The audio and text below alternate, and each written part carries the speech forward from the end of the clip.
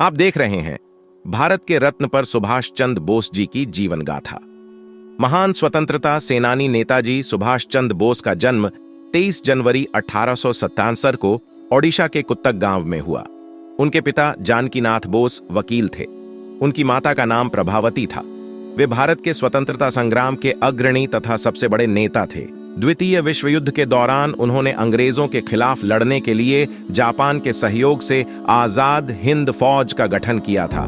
नेताजी सुभाष चंद्र बोस द्वारा दिया गया जय हिंद का नारा भारत का राष्ट्रीय नारा है। सुभाष चंद्र बोस के मन में देश प्रेम, स्वाभिमान और साहस की भावना बचपन से ही बड़ी प्रबल थी।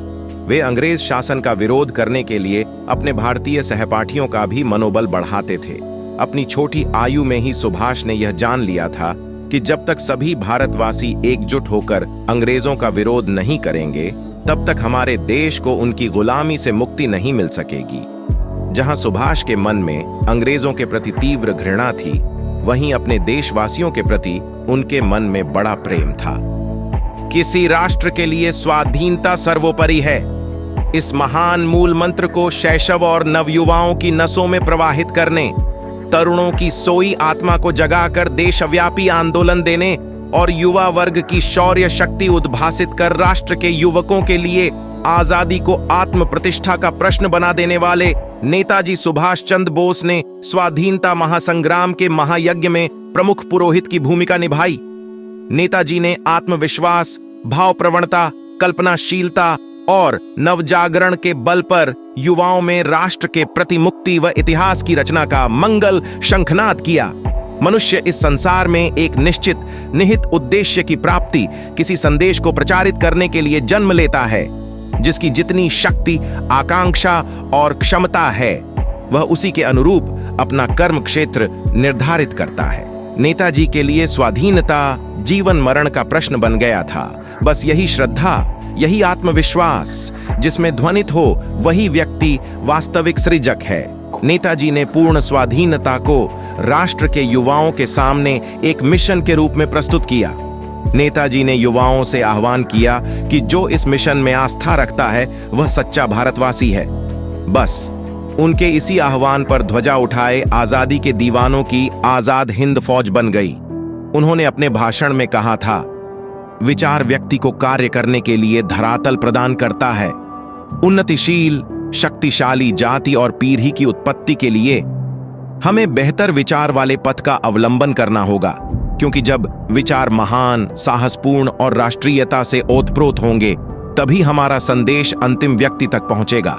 आज युवा वर्ग में विचारों की कमी नहीं है, लेकिन इस विचार जगत में क्रांति के लिए एक ऐसे आदर्श को सामने रखना ही होगा जो विद्युत की भांति हमारी शक्ति, आदर्श और कार्य योजना को मूर्त रूप दे सकें।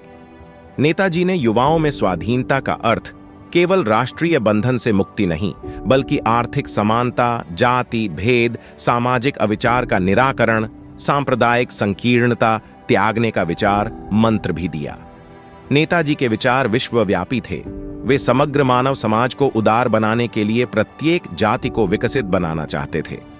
उनका स्पष्ट मानना था कि जो जाति उन्नति करना नहीं चाहती, विश्व रंगमंच पर विशिष्टता पाना नहीं चाहती, उसे जीवित रहने का कोई अधिकार नहीं।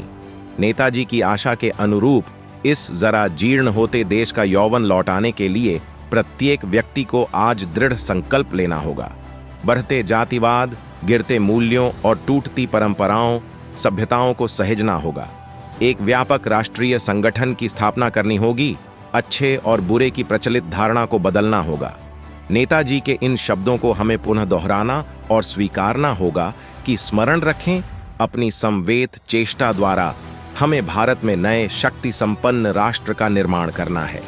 पाश्चात्य सभ्यता हमारे समाज में गहराई तक घुसकर धन-जन का संहार कर रही है।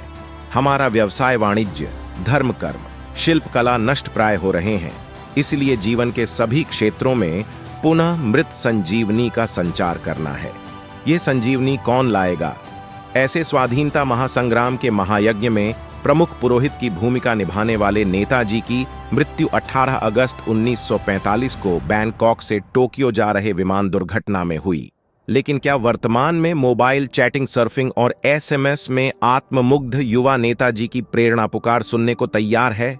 किसी राष्ट्र के लिए स्वाधीनता सर्वोपरि है। इस महान मूल मंत्र को जन जन तक पहुंचाने वाले नेताजी की मृत्यु का रहस्य आज तक बरकरार है।